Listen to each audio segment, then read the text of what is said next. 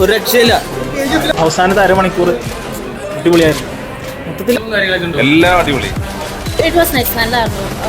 നല്ല മൂവിയായിരുന്നു. ഒരു theatre match തന്നെ. ഉണ്ണിമുകുന്ദൻ കേന്ദ്ര കഥാപാത്രമായി എത്തിയ മാർക്കോയുടെ ആദ്യ ഷോകൾ കേരളത്തിലെ പല തിയേറ്ററുകളിലും കഴിഞ്ഞിരിക്കുകയാണ്.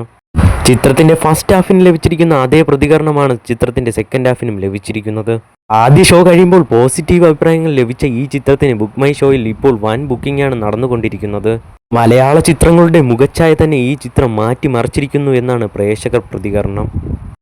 ചിത്രം എങ്ങനെയുണ്ടെന്നുള്ള അഭിപ്രായത്തിന് പ്രേക്ഷകർക്ക് ഒറ്റ മറുപടിയുള്ളൂ: ചിത്രം ആളിക്കത്തിയിരിക്കുന്നു എന്ന റിപ്പോർട്ടുകളാണ് പുറത്തു വരുന്നത്. ഗംഭീരമായിട്ടുള്ള പെർഫോമൻസും അതിഗംഭീരമായിട്ടുള്ള മേക്കിങ്ങും എന്നാണ് പ്രേക്ഷകർ പറയുന്നത്. ഏറ്റവും മികച്ച കാസ്റ്റിംഗ് ഉള്ള ചിത്രം കൂടിയാണ് മാർക്കോ എന്ന റിപ്പോർട്ടുകളാണ് പുറത്തു വരുന്നത്. ഉണ്ണിമുകുന്ദനെ കൊണ്ട് മാത്രം ചെയ്യാൻ പറ്റുന്ന ക്യാരക്ടറാണ് ഇതെന്നും പ്രേക്ഷകർ പറയുന്നുണ്ട്. വയലൻസിനൊട്ടും കുറവ് വരുത്താതെയാണ് ചിത്രം മേക്കിംഗ് ചെയ്തിരിക്കുന്നതെന്ന റിപ്പോർട്ടുകളും പുറത്തു വരുന്നുണ്ട്. ഒരു രക്ഷയുമില്ലാത്ത ഇന്റർവെൽ പഞ്ചാണ് ചിത്രത്തിന് നൽകിയിരിക്കുന്നതെന്നാണ് പ്രേക്ഷകർ പറയുന്നത്.